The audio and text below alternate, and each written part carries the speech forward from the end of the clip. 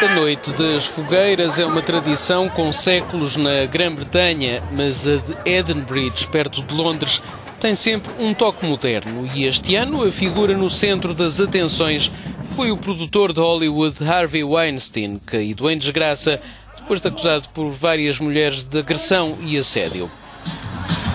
A festividade celebra o falhanço do golpe da pólvora tentado em 1605 por Guy Fawkes contra o rei James I. Fawkes quis então fazer explodir a Câmara dos Lordes, mas o plano foi desmascarado e os golpistas condenados à morte.